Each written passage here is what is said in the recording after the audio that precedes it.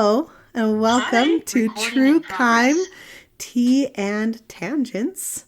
I am your host, Bonnie Watkins, and with me is my co-host, my lovely sister. Trishna, yes. And I was thinking about this and I'm like, the tea is brewed, The tea is the true brewed. crime is cued. Let's Oh, get started. that was good. That was Thank you. really, really good. So today for my tea, I actually have not tea at all. It is a hot drink, which I feel like is actually the parameters that I care about. It's apple cider. Ooh, nice. Yeah. So I had a doctor's appointment today, and I knew they were going to take blood and do blood pressure and all that, so I didn't wear a coat. And I was just really cold all day, so I was so excited for this moment to just sit here and Yes. like sip apple cider and talk to you. Oh, I love that. And maybe we should let our audience know right off the bat. We say tea. Tea means any hot beverage. Ours are usually herbal infusions, hot chocolate, and hot cider. So Yep. yeah, I feel that. Actually, I'm sitting in this little corner space in my home right now, and it's very cold. It's like this conjunction of two cold places. And so I was like looking forward to this moment very much so. I am currently sipping on some Bengal spice. Nice. That sounds healthy. Well, it's got some cinnamon and some clove and some ginger. I love all those things. Yeah, I love all those things. that It's sounds kind of like a little delicious. Christmas in a cup, right? I know, I might have to try that for next week because next week will be Christmas, which is Yes. bonkers. I know we're not going to release this around Christmas time. This is our very first episode. So we're going to get a couple stockpiled before we release them. But next week is Christmas, which is crazy. I don't even know where the month Came went. fast. I know. So fast. Yeah. So I guess since this is our first episode, we should let our listeners know what our podcast premise is. We are two sisters, the oldest and the youngest, in a family. Bookends, Yeah, if the you will. bookends in a family of 9, but we're just, some of the best. So, and we are bringing you guys a weekly podcast where we will talk about true crime. I will be handling the true crime and telling Juka the story, giving her the information. You guys will get her amazing, hilarious, and emotional reactions depending on what's going on. And then we're going to move off into some tangents. We have a lot of life experience between the two of us. We're going to cover whatever topic we feel like covering. And, as this grows, we'll take listener suggestions and see what you guys want to hear about. But in the beginning, we'll just pick stuff, and it can be parenting, finances, health, fitness, none of those areas that we are an expert in. So it's gonna be great. There's zero way this could go wrong. Or so many ways that it could go wrong. Oh, yeah. Either way. But- so fantastic. Yeah, always starting with a disclaimer that we are not experts in any of those fields. So, I feel like this will get much more, I don't quote unquote professional as we go along. Yes. Because we're currently in a makeover of our house, if you will. And so my office space was where I have a door so people can stay out when I'm recording is gone. It does not exist. So I'm sitting in the family room. I've told my children upon pain of dismemberment that they cannot talk to me for the next hour. And we will see who survives the day. yeah. I specifically, my children are still in the napping phase. So I planned this for an hour when in theory, they're both down for naps. And in theory, there should be no noise coming from either of them. But we'll see. We'll see how that goes. Yeah, yeah. Well, can I tell you a little bit? I picked this Bengal spice because I know we're going to do a true crime story, which I don't know about. No, So she has very no excited to idea. hear. Not a clue. Not a clue. Very excited to hear though. But I picked it because not only is it smell delicious, just like Christmas, if you had those cinnamon flavored pine cones hanging around your house. But I picked it because cinnamon. I love Christmas for the cookies and the cakes, and I know Bonnie's a fantastic baker, along with her mad lawyering skills. I picked it because cinnamon is good at helping support the pancreas and lowering the blood sugar levels. The clove has the highest antioxidants of any known and naturally grown substance. Go Love clove. clove. Yeah. And orange peel, come on, vitamin C. And how do you go Boost wrong? immunity, boost your mood. Heck yeah. So Which you're going to need because sometimes the stories are going to be a little bit of a bummer. a little bit of a downer. Yeah.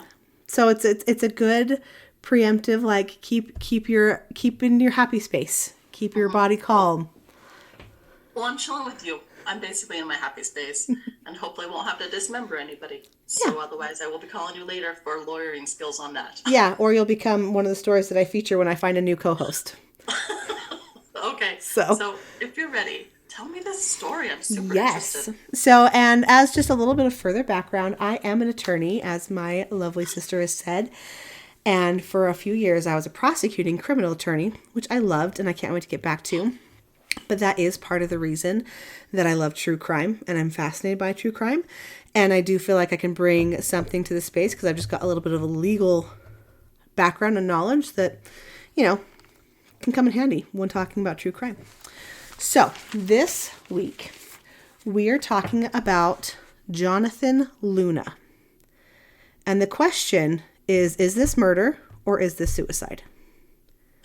What an amazing question. And we still don't know. We still don't know. No, really. But I'm going to be asking you for your opinion. I have my own opinion after doing the research, but I really am curious about what your opinion is going to be after hearing all of the facts that we know about this case. So my sources. Well, let me tell my opinion before you tell your opinion after I hear the story. Oh, 100%. No, yeah. I'll be swayed by you. Yeah, you'll be biased. I've already firmly got an opinion, so I want to hear yours before I say anything about mine. So my sources for this episode are Wikipedia, love Wikipedia, Crimejunkies Podcast, Reddit, BaltimoreTV.com, and LancasterOnline.com. So I think it's funny that I'm starting us off with a cold case because I hate cold cases, but this case just really intrigued me, in part because Jonathan Luna was a criminal prosecuting attorney. So I felt kind of this connection to him. So he was born, this is an older case as well. He was born on October 21st in 1965 in New York City.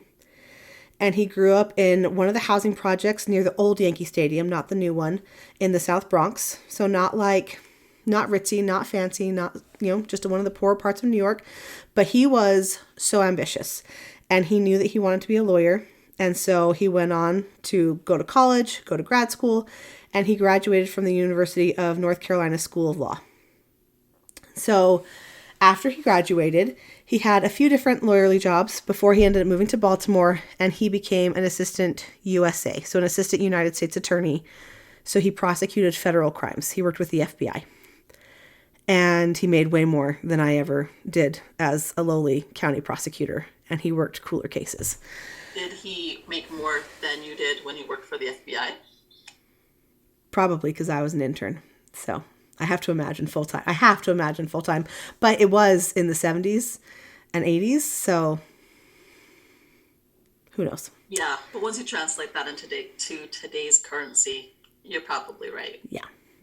So he worked some really high-profile cases. He did drug dealing cases, child trafficking cases. Like, he had a chance for sure to make lots of enemies throughout his career working on prosecuting some of these defendants. So we are in 2003. It's 11:38 p.m. on December 3rd. So end of the year, cold. Jonathan is leaving the Baltimore courthouse. Seems like it's late, but it's really not. He was in the middle of a trial and things get crazy. Your timeline gets like, you just have so much to do when you're prepping a trial. He had gone home like for dinner with his wife and his 2 kids, and then he went back to the courthouse to do some work. So he was prosecuting a drug trafficking case. The defendant in the case was accused of running a heroin distribution ring out of a record studio. And they were mid-trial, but he'd actually been working that day with the defense attorneys on reaching a plea agreement that would end the trial early. So he was working with them until about 5 on that. And then he went home, had dinner with his wife and kids. And then he went back to work at 8:48 p.m. is when he badged back into the courthouse to finalize the plea agreement and get it sent over to the defense counsel. But when he leaves at 11:38, he doesn't go home. He goes in the opposite direction of his house, and he ends up looping through Maryland, Delaware, and Pennsylvania. So, not going home. So we can track him for a while. He's driving into Delaware, and he uses his Easy Pass that he has on his car. But After he uses that 3 times, for reasons unknown, he switches to buying tolls with cash, like paying for a ticket instead of using the Easy Pass that's on his car. Nobody knows why. So, the next for sure time frame we have for him is at 12:57 a.m. So now we're early in the morning on December 4th. $200 is withdrawn from his ATM account near Newark, Delaware. So we know he's in Delaware at 12:57 a.m. And then at 2:47 a.m., his car crosses the Delaware River toll bridge heading towards the Pennsylvania Turnpike. What's weird about this, I don't know how many of the people that will eventually listen to this live in the East Coast. We are on the West Coast, my sister and I. But I did a bunch of research about this. So from the gas station where he withdrew the money from the ATM, or the money was withdrawn from the ATM, to the turnpike should be 50 minutes. Especially at that time of day, right? Like, it's not like you're in congested traffic. But it took him almost 2 hours. It took him 1 hour and 50 minutes to get from point A at the ATM to point B at the turnpike, or at the toll bridge. So, it's a little bit weird. And then at 3:20 a.m., so like 30-ish minutes later, his debit card is used to buy gas at a service station. But not just for one car, but for 2 cars. I knew it. I knew someone else was involved. But is there someone else involved? Or is he just like friendly buying gas for somebody else who needs it? Maybe a pay it forward type of situation. Yeah. Where he's like, yeah. Like someone's like, Christmas. Oh my gosh, I'm so sorry. I got stranded here. I just don't have enough money for cash. And he's like, no worries. Let me fill a tank for you. So, 4:04 a.m., his car gets off the turnpike at the Reading Lancaster interchange. The big change that we have here is that when police find this toll ticket, because remember he had switched from the Easy Pass to the tickets, there is a spot of blood on the ticket. So possibly at this point, at 4:04 a.m., Jonathan's already injured. Possibly blood gets on the ticket later when he gets injured. But the pattern of the blood, police think that there was like blood on the ticket when he's buying the ticket. Like he's injured at the time he buys this ticket. Then... Do we know how big like a blood... Like is it a drop of blood that fell from someplace? Or is it like a fingerprint of blood? It's kind of like a little bit of a smudgy, not quite a full fingerprint, but more than just a drop. It's not like the whole thing is soaked in blood. But there's like blood on this ticket and it's noticeable. So that's at 4:04. 5:30 a.m., an employee at a company called Senesigg, or Sensenig, spelled weird, and Weaver. Somebody who works there, let us know how we pronounce that. Somebody who works there or works near there. They notice a car near an embankment. Its lights are off and its front end is buried in the stream. So he's like, well, that is no bueno. So he walks up to the car and he notices the car's empty, but he sees blood in the front seat, on the driver's side door, and the front left of the car. And later on, he sees blood on the rear passenger floorboard. So basically, all over the car.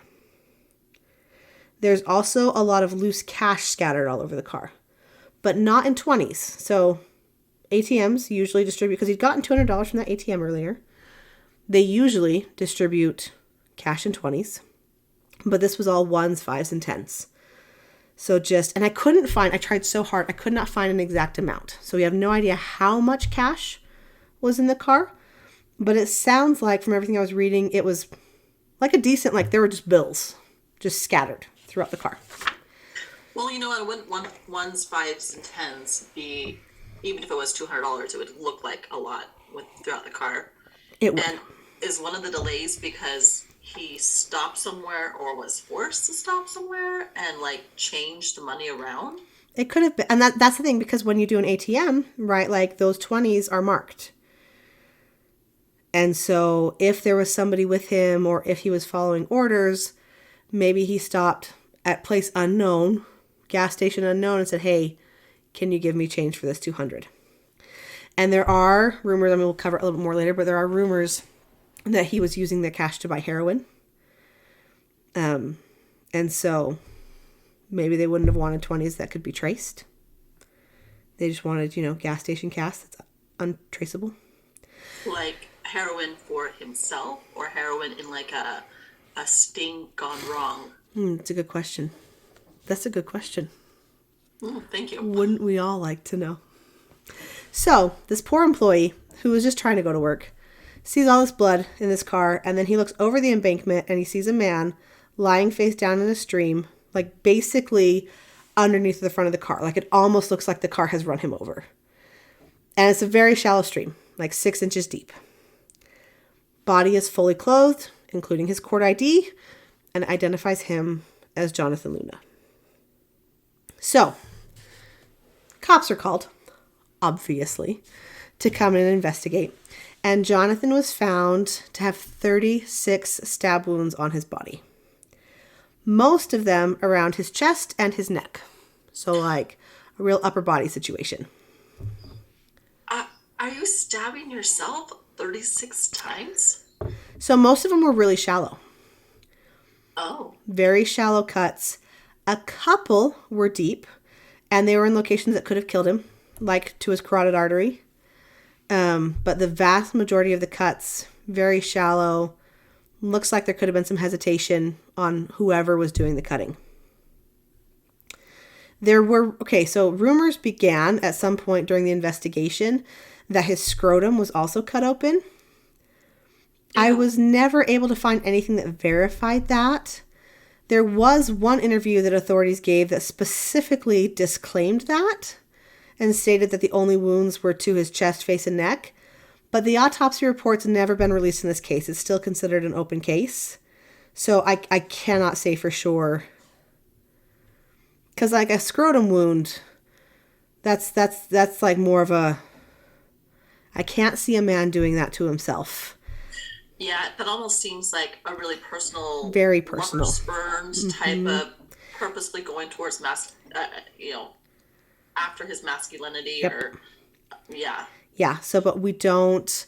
There's been rumors that it was. There's been rumors, like statements that it wasn't. And there's so much about this case we don't know because it's still considered an open case. And there's so much information they will not give the public, which is, I understand it on the one hand, but also this case is 21 years old. So I'm kind of infuriated by it.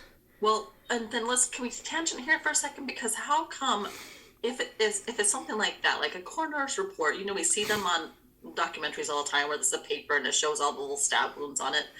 That doesn't seem like something that's going to give away a lot of information, but maybe could be helpful if people knew. So how come how do they decide what information to release and what to keep? I mean, and it's so different person to person, and the FBI ends up getting involved in this case too. So you could say say there was a scrotum wound and what was reported to the media was chest and face and neck.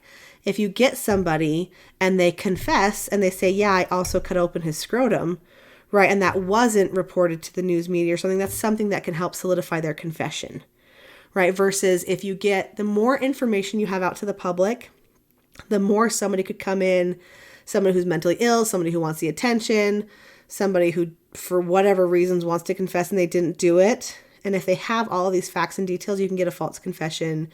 You can get the wrong person. It's also easier, like, on a more cynical end, cops can, like, draw out a false confession, right? They can be like, well, and didn't you stab them here as well?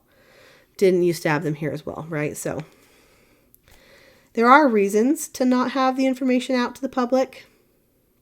That is super good to know. I'd always wondered that, and I had to give it enough thought to be like, oh, yeah, because I would never go and confess of a crime I didn't commit.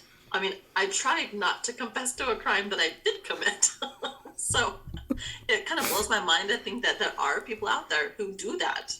Yeah, and they'll do it because they're mentally ill, because they want attention, or if they were maybe a suspect and they didn't do it, but they've been in this police interrogation room for 36 hours with terrible conditions and no food and people hammering at them, like question after question. At some point, maybe they just snap and they confess even if they didn't do it. They're like, whatever it takes to get me out of here. Yes. This room. Yes, yeah. Which is why we do have, like, I mean, like, a lot of people are like, how how can false confessions exist? Like, if you didn't do it, just say you didn't do it. But a lot of times the human psyche can only take so much of one situation before they just give in, which is sad.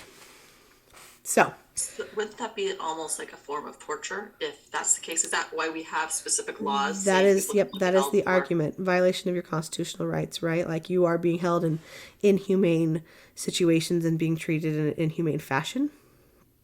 And that's part of the reason that if people can prove that, right, that those confessions won't stand up in court. So, thank you. Despite the fact that there were 36 stab wounds to his body, his death was actually determined to be due to drowning. So whenever he got into the stream, face down, he was still alive. And then he ended up drowning in this 6-inch stream. Okay, so that means that somewhere he had inhaled or like water. So he had like water in his lungs or maybe in his stomach or something like that. Yeah. From that stream. From that stream they found him in. So whether he voluntarily exited the car and like he was so injured that he just stumbled into the stream and couldn't move, or somebody placed him into the stream and held him down, or somebody placed him in the stream and he was just too weak to move on his own, we have no idea. But it was ultimately the stream and not the stabbing wounds that caused his death. Wow. I know.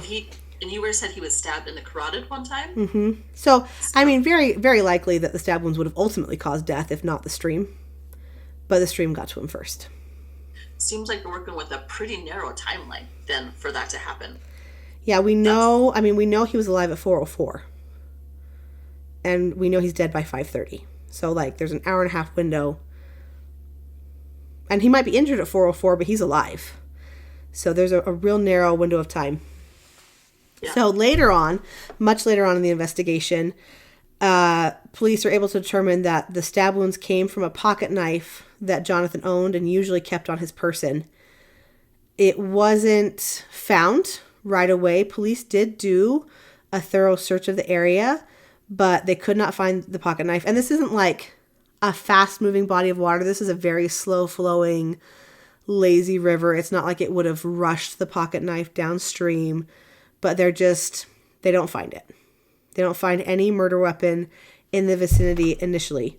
But then randomly, 2 months later, the pocket knife was found. And it was found in a field near to where Jonathan's body was discovered. A lot of questions surrounding the finding of that pocket knife. If they did a thorough search at the beginning, why didn't they find it then? There was no blood trail leading to the knife, but also it was wintertime. The elements had been at work. Like, if there had been a blood trail, 2 months is a lot of time for that blood trail to, like, go away. There are also, I found a source that reported that it was found 2 months later, but not in a field. It was found in the stream. But if it was found in the stream, like, again, I could see it being missed in a field. Like, fields are easy to miss things even when you're looking. But, like, a small 6-inch deep, barely flowing river, like, I have questions about the circumstances surrounding the finding of that pocket knife. So, yeah, I think a lot of people do. Yeah, I have questions about a lot of things surrounding this case, actually. So, given the fact that he was stabbed 36 times, which is a lot of times, the local police ruled his death as a homicide, and they theorized that probably torture was involved. But when they're doing the initial search, they don't find anything. They don't find people, like any people besides the poor worker that found his body, you know. They don't find any fingerprints. They don't find anything, like no clues whatsoever in the surrounding area. And they can't figure it out because Jonathan, it seemed from their investigation, was super well liked. He was hardworking. You know, he'd been a prosecutor for a few years. It just didn't make sense. They did initially look into the people that he was doing the trial on, the defendant. But that was very close to reaching, like, they had reached a plea agreement that day, right? And also the guy's alibi for that night was pretty airtight. So, because he was in jail? Yep. Yeah. Makes it real hard to commit a crime. So the FBI gets involved because Jonathan was an AUSA, right? So they're gonna get involved. And also, he crossed state lines. They know that while all of this was happening. So they've got jurisdiction to do it. And they are very heavily leaning more towards this being suicide. So their investigation, there's no defensive wounds, right? So you would expect somebody who's being attacked and being cut 36 times to have like some defensive wounds, like holding the arm up against it or like trying to fight back, bruises or something from fighting back. And they're not finding any defensive wounds. Oh, I totally forgot about defensive wounds. But yeah. So like usually you would think that I would assume if somebody was trying to stab me, I wouldn't just let them stab me 36 times without trying to do something, unless I was drugged, right? We don't know if the autopsy found drugs in his system because we don't have the autopsy report. I know.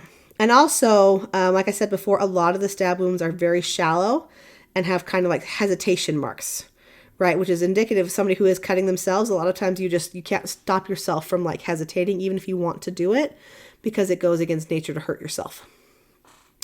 So then also, the FBI do some more digging into Jonathan's life, and they find out that he was scheduled to take a polygraph test concerning about $36,000 that had disappeared from a bank robbery case that he was the prosecutor on. Like it was just gone from evidence. They also... That is interessante. And it is fair. I want to make sure I'm being fair. Everybody that was involved in that case was asked to take a polygraph. Like they weren't singling Jonathan out specifically. It was everybody who worked on that case was asked to take this polygraph after the money was found missing, like after it was gone.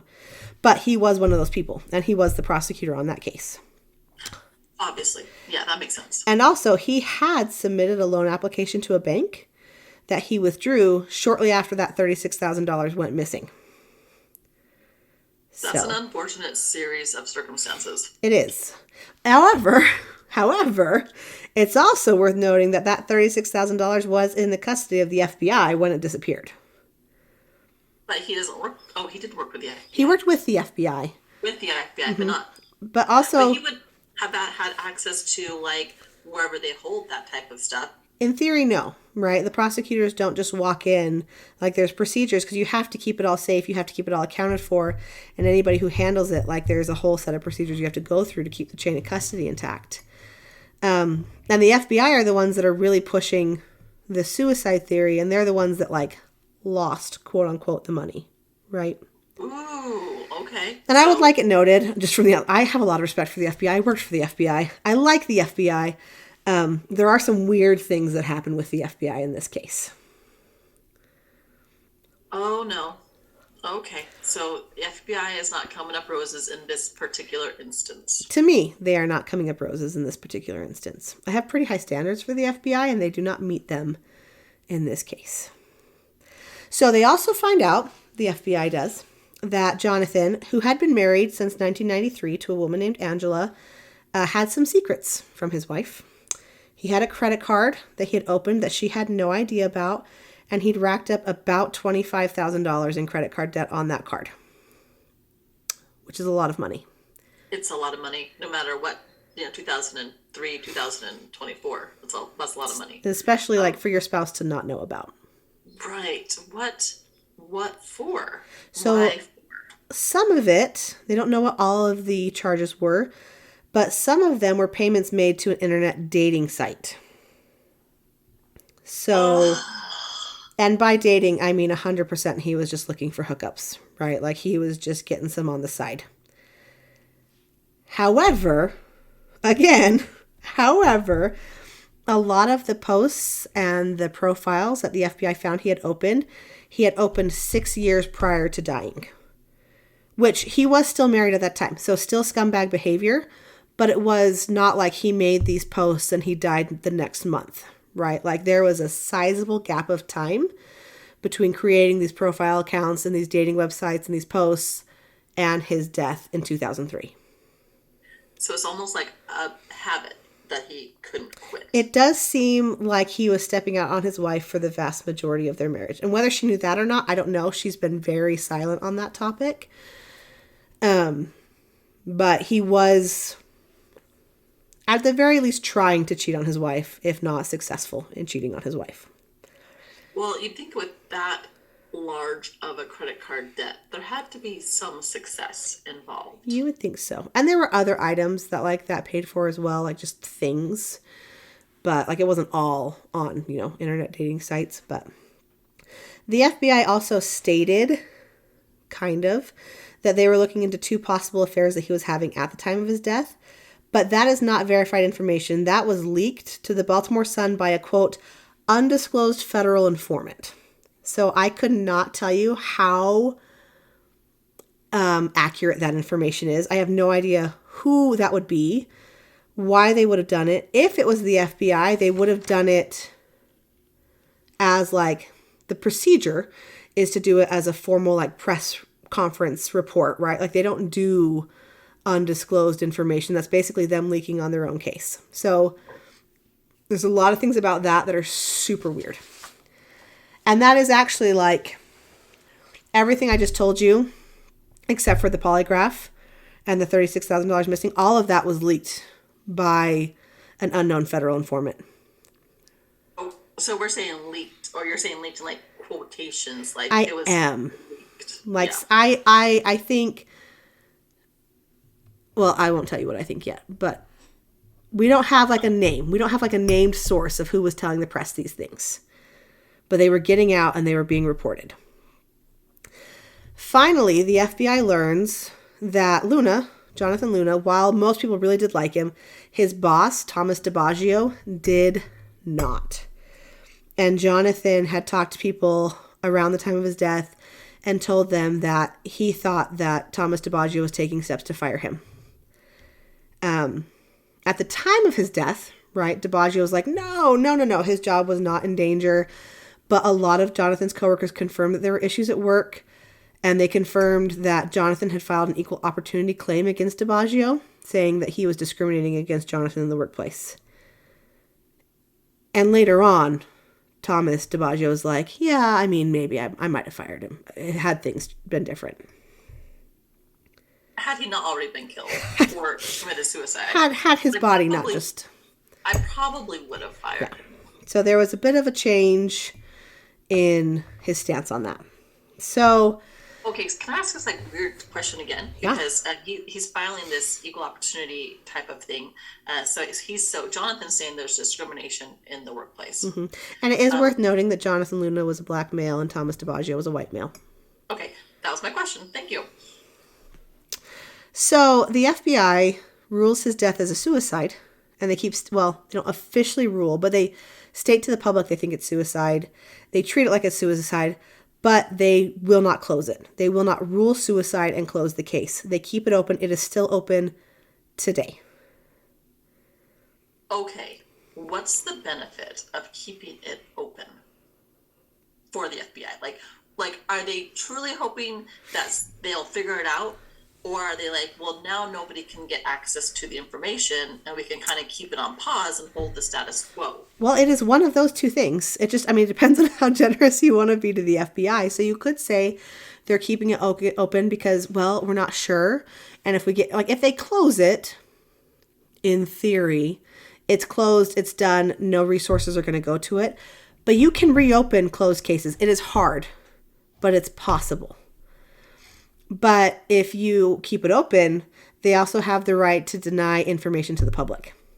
So reports, findings, autopsies, like documentation, anything they found, they get to just say, nope, this is an ongoing investigation. You can't have it. Even to like family members. All right. What was his wife's alibi again? Like, she has an alibi? Nobody talks to the wife about being like, no source that I found specifically reports an alibi. She did have 2 young boys that presumably she was home with all night long, but she is never a person of interest in this investigation. Oh, how interesting. Like, in your experience as somebody in law, how often is someone randomly murdered off the street versus murdered by somebody that they know? Oh no, they're almost always murdered by somebody they know. And it's usually the spouse is the first person you look at, right? So I'm assuming they did look at her and that whatever she told them satisfied them to the point that they did not pursue her further. And like he wasn't found close to his home. Right? So where he was found was a couple hours away from his home. And so assuming that she said something like, well, I was home sleeping with my boys all night long or whatever. But if they found his body at 5:30 a.m., because he'd been at that toll bridge at 4:04, they find his body at 5:30, there would not have been enough time for her to get home yet. And it's 2003, so probably not like the age of cell phones and immediate access. But if police came to her house at like 6, knocked on her door and woke her up, like that would be a pretty good indicator that she couldn't have like done it just because of the timeline. From point A back home, or from point of finding the body back to the house in time. Exactly. And plus, if she'd been with him the whole time, like that's hours and hours that they've been wandering around. And that you've just left your 2 young boys at home alone, right? How old were the boys? Do they say? Young, under the age of 10. So, okay. Yeah.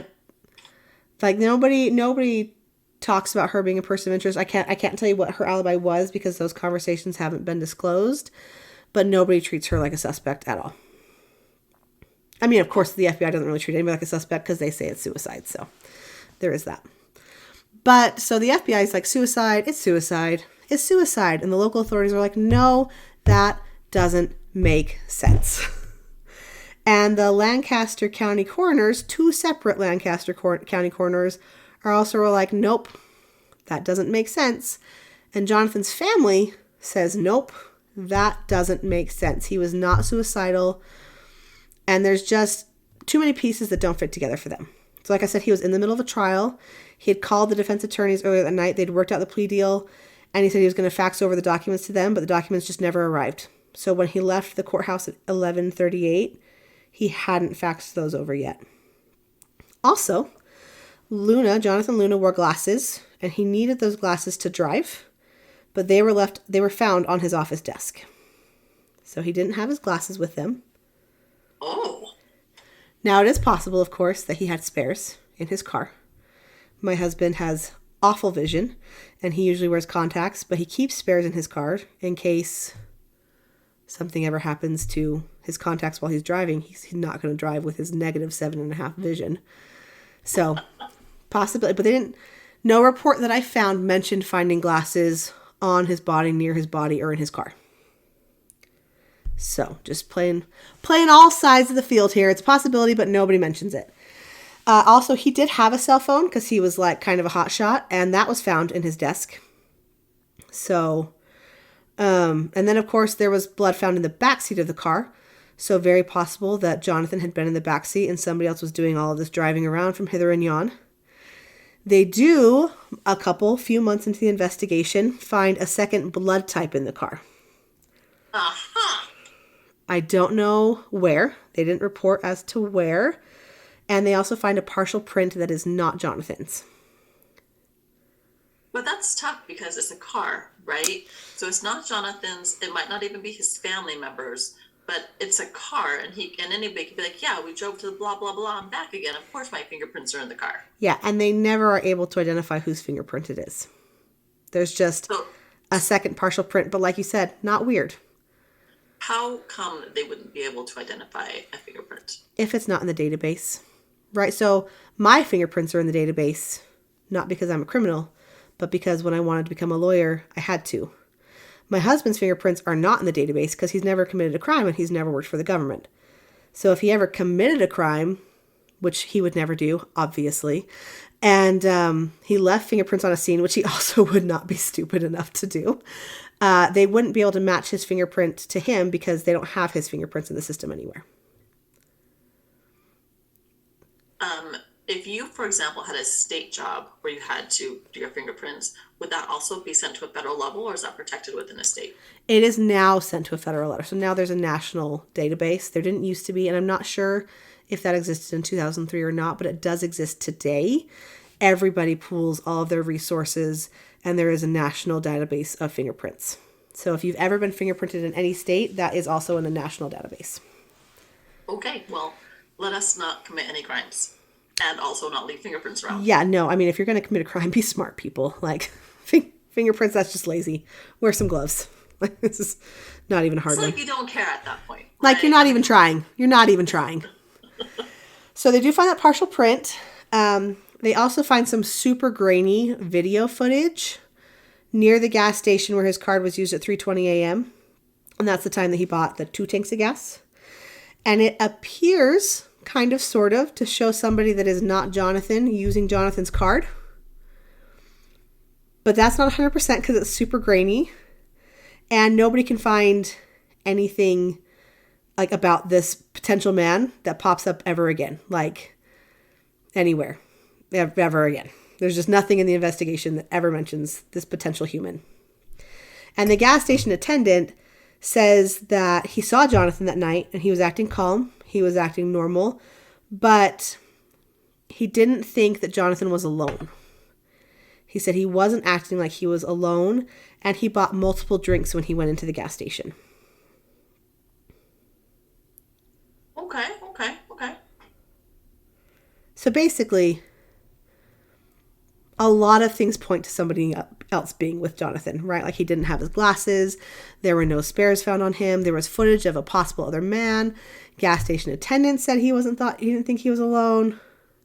And also, like, there was blood in the back seat. And, like I told you before, so there's that road, one of the roads that Jonathan took that night, is colloquially referred to as the heroin highway. So there's a lot of drug trafficking that kind of takes place on that road in that direction.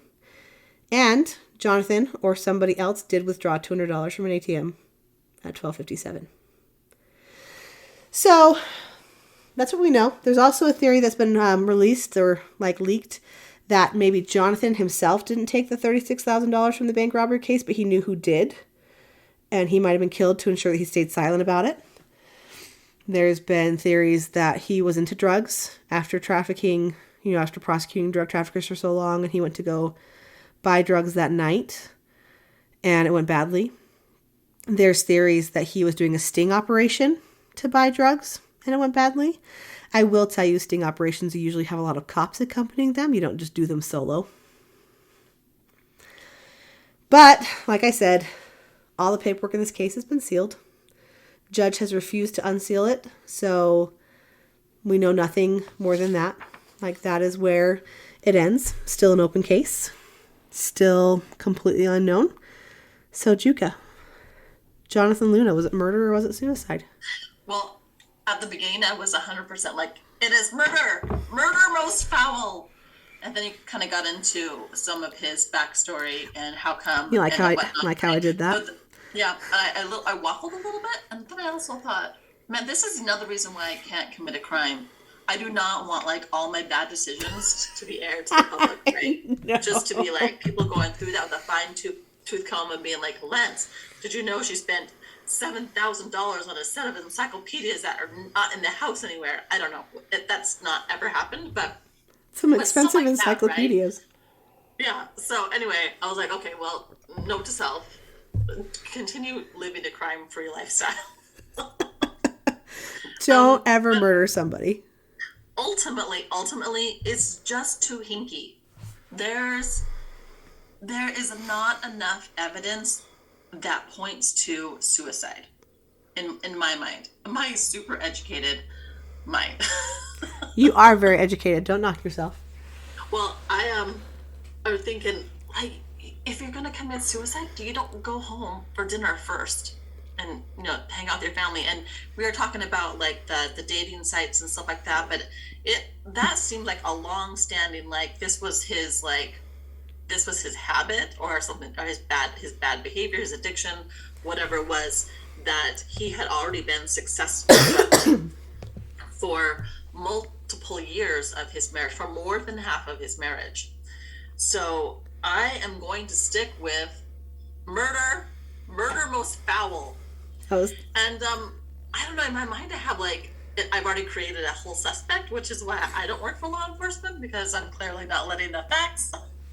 But I'm like, it sounds like somebody who was hesitant to like finish the deed, and maybe was even surprised that it ended up in murder. And also, it sounds like Jonathan maybe thought that he could talk them out of it, which is why he was remaining so calm, paying for gas, buying beverages, being like, we can meet in the middle here. I don't know. I know that sounds like, does it sound like super? It just seems like he thought he could get out of it. So he's going along a little bit. Yeah, so I also lean towards murder. Especially, so I hadn't even thought about the fact that he went home and had dinner with his family. Like, to me, that didn't negate the possibility of murder at all, or suicide. But it's very suspicious to me that all of, like, the quote-unquote reasons for him to commit suicide were leaked by an undisclosed federal, like, we do not know how true a lot of them are, right? Like, they were just kind of leaked to the public, leaked to the news sources. It feels like, to me, to make the suicide story seem more palatable to the public. Right. And it doesn't jive with me. Like, if you're going to commit suicide and you've made that decision, why is it taking you 4 hours? Why are you driving in a weird loop? Like, why wouldn't you drive to that location from the get-go? Right. If that's where you decided you wanted to die, like, his whole route that night was so circuitous, and like, it would have been easier to just commit suicide at the courthouse. But he's also not even wearing his glasses, so how is he even driving? Yes. And I'm with you that I think if he went out with somebody, which I think he did, I don't think he thought it was going to end in his death. Maybe they were friends, or maybe they were like, he was like, yeah, I know this can go bad, but like, I'm going to pay him off with his $200, or we're going to just meet up and talk about it. Like, whatever it was. But I don't think he thought that he was leaving, like, to go to his death that night. I agree. And then, they never found glasses on his body that we even know of or aware of. Nope. And why would somebody who leaves behind a partial print but if somebody knew him, maybe wouldn't they know that he would need to wear glasses? Yeah, but they would also probably know that he keeps a pocket knife on his person, and that's what he was killed with. Yeah. So it's just super weird. And we don't know. We have no idea because we don't know anything. But if there was someone else with him, they could have taken the glasses with them. Like, if he had spares. Right, just to keep it to be more confusing and misleading, which the whole route leads to the fact that they're creating confusion, and all these different ends are all these different tangents of themselves. Like, it leaves the cops checking out all these different things for all these different reasons, talking to all these different people, right? Yeah. Murder most foul. Murder most foul. That's your conclusion. I feel the same way, but I have no idea who. Like, was it somebody who knew? Was it like maybe a husband or a boyfriend of somebody that he was having an affair with? And, they're like, look, pay me some money and I'll forget about it, Was it... Yeah, right. Or was it like one of the women who went somehow crazy and he's like, oh, I can totally talk him down. And then you have this other added crazy element where the FBI just throws in, oh, by the way, there's just money missing. So and then why is the FBI being so weird? What does the FBI know that they're not sharing? Because they are acting and handling this case weird. They're being weird. Super weird. They're being weird, and I don't appreciate it. Just come on. So. And it might be like, oh, crap, so we lost this. But can they just throw that out there onto his dead body? Like, oh, scapegoat. Like, what a bummer. But now we can like wipe this thing from our slate by being like, check it out. There's these things happening. And he was a part of this, working with this organization. And from what I found, like, that $36,000 was never recovered. Did his loan get paid off? I don't know. Yeah, see, so... And his poor wife is left with the $25,000 in credit card debt. Even if it's not in her name, but just because she's married to him? She's married to him. What's hers is his. What's his is hers. It's one of those kind of things that just makes you think, marriage, huh? Rough. I know. Every now and again, I'm like, Shane, we should like sell this asset before we die. Like, we should do X, Y, and Z before we die. And he's like, we are in our 30s. I'm like, yeah, but it's never too soon. But you don't know. Never, like lightning, never car, too bus, soon. Yeah. murder, Bonnie, 100%. I agree. Next week's case is straight up murder. There's no question. All right, well, if you've listened to the story, you leave a comment. What do you think it is? Murder most foul or sad suicide? I can see arguments for suicide. I really can. Yeah, I do. I see those. But in my list, as you're going through the story, the list for murder is just so much longer than the list for suicide. I do see that. And I think that's how come they could grab that suicide thread if they were trying to cover up something else and be like, well, she's going to take one for the team, right? I also if they were really that convinced it was suicide, I just feel like they would have closed the case. I feel like they would have ruled it was suicide and closed the case. Yeah, I agree. That was one of my things that makes it pro-murder. Yeah. The fact that they're leaving the case open is weird. If that's what they truly believe it is. So, that is it for the true crime portion of this week's podcast. That was good. It had me on the edge of my seat. Thank you. I was definitely like, murder, suicide. What? How could such a great guy be such a jerk? No, that's what I'm doing this research, and I was like, he's amazing. He's so great. He's such a hard worker. He's been cheating on his wife for like the last 6 years minimum, and I was like, whoa, what? Like, yeah, That's a bummer. I'm not a fan of cheaters. I know there can be split opinions on that, but my opinion is not split on that. So, but yeah, but I think this is a good time to segue right from murder or suicide into life and birth and epidurals. Yay! That's not a weird segue at all. It worked out flawlessly. I feel like it's a good because you have death and you have birth. And they just merge right. It's a cycle. And I'm going to have a baby in like 4 weeks. So I think about birth a lot at the moment. Yeah, it's definitely, I think that's weighing heavily on your mind. Yes, and on my belly. Mm-hmm. Yeah, can't breathe. I did get my fluid measured today, and it's in the normal ranges, which doesn't mean a whole lot because the normal range is like 5 to 25. That's a huge range. It's a huge range. The doctor was like, yeah, if you were like your 50s, we'd go in there with a needle. And I'm like, okay. Well, I'm glad I'm not there then. Well, I'm glad I'm at 18. That's super exciting news for me. Well, what specifically about birth is weighing on your mind? About it. So, okay. So this is my third baby, right? My third baby in 3 years because we are maniacs. And, well, look for all the judgy McJudgy pantses out there, it wasn't like you had made an effort, like a physical, concrete, doctor-approved effort not to be pregnant right now. I did. And that effort failed, as sometimes those methods and efforts do. And I got pregnant anyway, which was so exciting. Miracle. Our little miracle baby. We were going to wait to have her, but this is fine. We're excited to greet her into the world next month. But this is my third time of having a baby. And this is the third time that I've gone through this whole rigmarole of should I get an epidural or should I do this naturally? Now, with my first baby, he came super early. He was 35 weeks, right? And I had to get induced and I was on the Pitocin and I was like, there's zero chance that I'm doing this naturally. It's just not happening. That being said, he practically birthed himself, so. He did. He was a real champ. Okay. They told me to stop pushing and he was just like, no, I'm out. So with my second one, I went into labor naturally, so there was no Pitocin.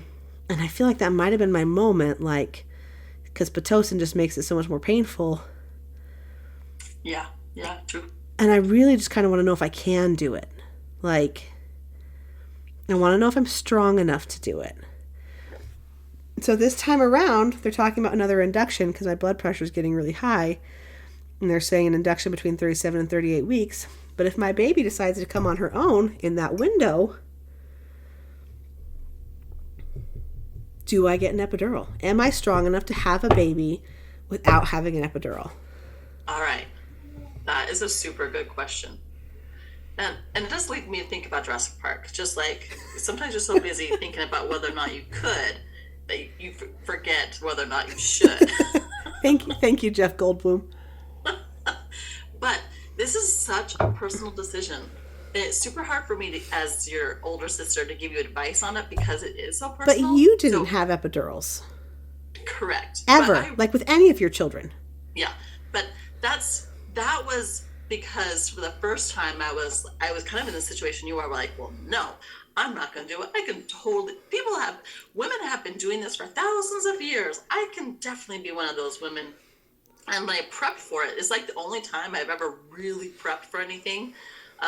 Like if you're going to be a marathon runner, then you just start running. You start small and you keep going and you keep going. And then 9 months to a year later, you run in a marathon, right? So there was quite a bit of prep work that I did for that. So you'd have to ask yourself, how worried are you about having pain? And weigh that against how important a natural childbirth is to you.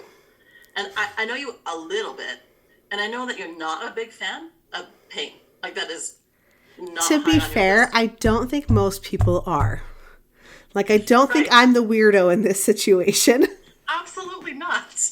But I think some people have like higher and lower pain tolerances, right? Like, they're kind of built in. Maybe that's a genetic thing. If there's a scientist out there, let us know. Well, it can't be genetic. We're related. And you're fine. You just birthed 3 kids like a boss. Well, like I said, I really prepared. And I did weird things. Like, I took a full-on, this is not the weird part, I took a full-on childbirth class that told me all about all the different, like, steps you go through to have your body give birth. And then I also did, like, I held an ice cube in each hand and squeezed it as hard as I could for 2 minutes. Have you ever done that before? Put an ice cube in your No, but that sounds really cold. It sends these shooting pains up your arm. And the whole time you just want to let go. Because you know if you let go, then you'll instantly feel better. But a contraction, you just can't let go. Like, it's going to happen. So you kind of like... Your body's not in the real letting go phase for that. No, it's like, this is the best way we can let go is by finishing this out. So I did that. And then also I did these meditations about, like, my body opening up like a flower and, just that kind of stuff. I did them all the time. And I also had no problem, like, looking ridiculous. So I practiced, like, making this really low O sound, which is supposed to be good for your root chakra, which is where all this is happening, where it helps, like, move the energy to there and helps encourage expanding. And so I did that even when I was not even in labor, to see if I could do it, like, if I could make this sound first just by myself, and then in front of my husband, let alone, like, then in front of my husband and my mom, and then in front of, like, would I be able to do that in front of, like, an audience of people I don't know? I think it'd be easier for me to do it in front of a doctor than in front of my husband. I'm just picturing Shane's face as I try to do that. Right. So it's like a safe place, but also a really uncomfortable place to visit, like, making that noise. Which, like, the higher up in body, as this, like, voodoo woo-woo stuff, if you will, like, some of this, they say the higher your pitch is, that draws the energy up, and then it actually causes tension. And what you want to do is be able to release that. You're looking for release in the lower part of your body, which is why you make the O sound. Anyway, so I did all that stuff leading up to having my first daughter. And then, because I'd done it, I was like, oh yeah, I can totally do that again. How painful was it, though? Oh, I guess not bad enough to get an epidural. I mean, I know you're sitting on 20 plus years ago of this experience, so your memory might be a little foggy. Right, and there's also that, like, weird thing that happens to women where we forget, like, how incredibly full of discomfort it is to have children. But if I made the noise, it seemed fine. But that being said, like, when it was done, when I had this beautiful little gift of life in my arms and your uterus starts to contract again, I was like, oh, none of that nonsense. I will take the biggest ibuprofen you have. Yes. Oh, yeah, no, 100%. I'm all about the switching off ibuprofen and Tylenol every 4 hours or whatever. And for like Shane, it's so simple. Whenever we talk about it, the conversation is just, why would you be in pain if you don't need to be in pain? They have a drug to deal with this pain. Take the drug. And I totally get what he's saying. And I clearly have done that 2 out of 2 times. And part of it is I want to know if I can.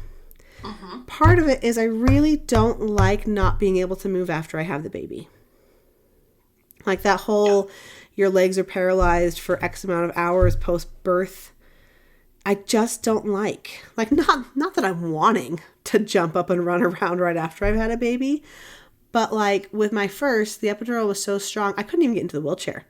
Like my husband had to like pick me up with like the nurse and I think you and like the 3 of you had to like shuffle me into the wheelchair because I literally could not move my body. Right, you couldn't put any weight on your legs at all, not even to stand and pivot. No, it was like a terrifying feeling. Legs. I had no legs. No legs from epidural point down. And I didn't like that. Yeah, but you know what? And I mean, I think you have the capacity because you have the determination. I think that you'd want to start prepping for it, especially when she's only 4 weeks away. Yeah, she's getting real close. You know, and that being said, an epidural is considered to be the most effective and safe, the way to relieve pain for childbirth. And I know you can go, they have these things called walking epidurals, but there's no way you're walking, but you can still have some, it's just a lighter version of it where you can still move and it wears off a little faster, but that's always going to be like, how good is the anesthesiologist doing it? Right. I think that's what they gave me because I was able to move a lot faster after I had my second. Like I could just I got myself into my own wheelchair that time, which was good. Right. Yeah. So do you want to know some stats about epidurals or do we want to skip it? Like the permanent paralyzation because I've already looked into those. Yeah. Those are the ones. Yeah. No, I did that with my first, looked into how often you permanently get paralyzed with an epidural. That was terrifying. Yeah. Happens a lot more in Mexico than it does here. Well, yeah. I mean, you're talking about like a 1 in 10,000 chance of permanent nerve damage. Which is still higher than I want it to be. Yeah, because... I want it to be 1 in 0. Yeah. Yeah, exactly. And you kind of have to make... I like that you're thinking about it now, because it is a good decision to make for yourself right now, because you do have a window of time where you can get it. Yeah. If for some reason you go from 3 to 4 centimeters to like 10, they're not going to give you an epidural. No, there is a point of no return. And that's, and I kind of feel like I need to make the decision and commit. Because I think part of what happened with the second one is I thought about it, but I had never committed to a decision. So once it got super uncomfortable, I was like, I'm out. Like, I don't need to keep feeling this. Yeah. But I feel like if I commit hardcore to a decision now, like one way or the other, then I'll know what my decision is in the hospital. Okay, try these 2 things to help. Maybe one of these 2 options will, or try both of these things. We'll see what you think. So when you have a chance, maybe after the boys are in bed, get a fat ice cube in each hand, like juggle them for a second, and then set your timer for 2 minutes and squeeze those ice cubes as hard as you can for 2 minutes. This is a good idea. I've never heard of this before, but I feel like it's going to be a good litmus test for me. This is. And if you're like, can I do... Well, and then if you're like, yeah, not too bad, do that 10 times. All right? Because 10 times still is, what? A half an hour of labor? I mean, my babies are born fast. They are. So you got that blessing for you. They just slide right out. Mm-hmm. So try that. And if you're like, yeah, I can definitely do this over and over again, then maybe it's the right decision for you. And if you've done it 4 times and you're like, I cannot even imagine squeezing these ice cubes again, maybe your answer's in that too. I have firmly committed that if I have to get induced and do Pitocin, I'm getting an epidural. Yeah. That is... I committed that's to a that deal breaker right there. Yeah, that is not... I am not going to force my body into labor and then be like, no, I can handle it. Yeah. Well, the difference between like artificial Pitocin is that it's like some 3 giant hands are squeezing your womb and you have no, like, there's no gentleness about it. It's just like all at the same time they're like, oh, they all squeeze as hard as they can. Whereas not having Pitocin is just, it's almost from the inside out. You can, your uterus is just like pulling up so your baby can come out. Yeah. And I just want to take a second and apologize to any potential male listeners that we have, because this is a very female-centric topic. But if you have mothers. Yes. All of you have a mother.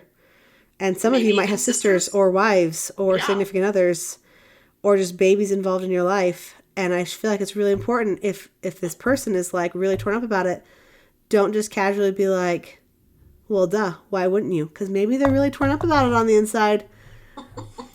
And all they need is a listening ear. And I support you. Whatever you want to do. Yeah, exactly. So, and then the second thing to consider is go into your bathroom, like sit down on, like close your toilet seat, sit down on the toilet, but like open your legs really wide, right? And then do a really deep O, really loudly. 100% need to make sure nobody else is in the house when I do that. If you want an example, but I'm definitely not doing that on this podcast. We're not to that level of comfort yet. That's so weird. Well, I don't want to, two things. I don't want to like scare anybody off at the first episode. But like, you can imagine it, right? Like, I'm really tempted. I'm tempted to do it. I'll call you later. We'll talk offline. Yeah. Once we stop the recording, we can have a conversation. Yeah. So, try those two things. But the ice cube one is a really great way to just determine whether or not you're going to be, like, if you can handle the long haul of the contractions. Yeah, 2 minutes is a long time. Like, it's a short time, but it's a long time. Mm-hmm. Yep. And start with 60 seconds, because your contractions start off being short. They're shorter. I was just being like really dramatic, so you can really get the emphasis of like contraction after contraction after contraction. And it is I got this suggestion from a birthing coach to try it out, because I was saying the same thing. So this is directly from the horse's mouth, if you will. And I was like, that is so easy. And I tried it. And I was like, that is incredibly intense. Now I'm kind of like, I think I'm going to try the ice cube thing tonight, but I'm kind of scared to try the ice cube thing. Well, the cool part is you can let go anytime. I know. That's the cool Unlike part. a contraction, which once it starts, you're kind of just in it. You're in it to win it. Yeah. And the worst thing you can do in that moment is to panic, right?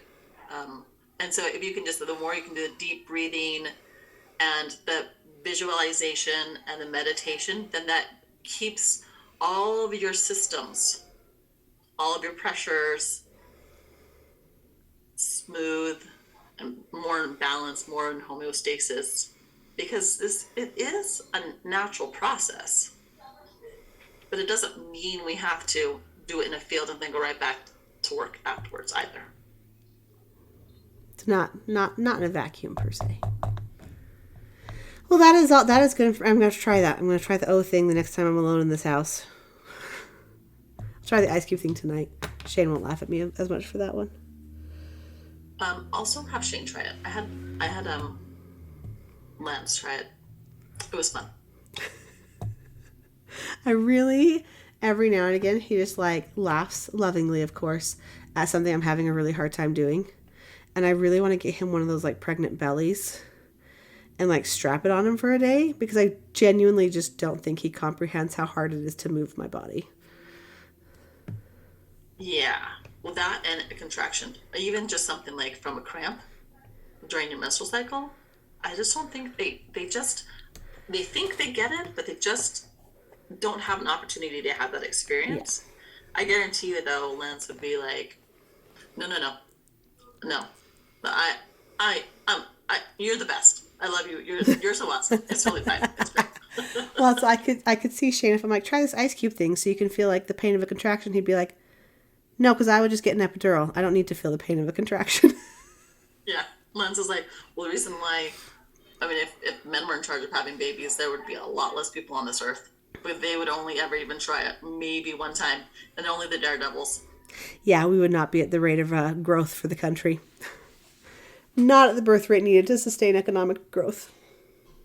Which is super cool. Like, we have some crazy, awesome power skills.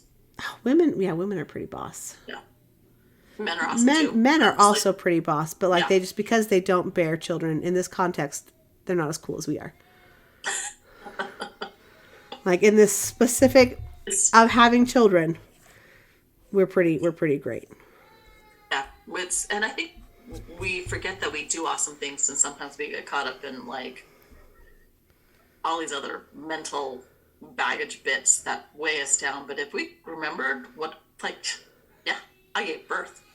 I created a whole human being. I did have a moment. I was looking in the mirror and I was like, wow, I am huge. Like, this is not a good look for me. Like, I am just a big human.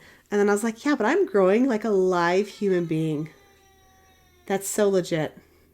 So legit. Like, a live thing is inside of me right now. So, it's just crazy. Well, I'll let you know. I'll report next week on how the ice cube situation goes. If I'm going to do an epidural or not. I hear before that, but maybe you can let other people know. I'll let you know right afterwards when I'm like, I dropped it at 32 seconds. Yeah. Oh man, it's fun. But the other cool part is even don't feel bad if you drop it at 32 seconds.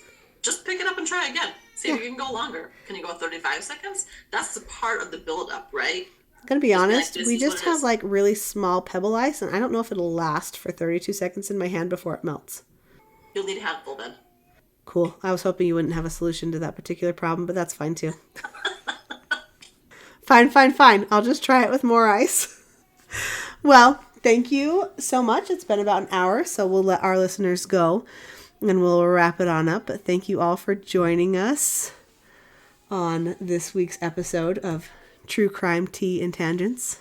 Do we have an outro? We didn't pick it yet. I was literally just realizing that. Okay. So this week we don't have an outro, but next week we will have an outro, and it's going to be fantastic. Okay.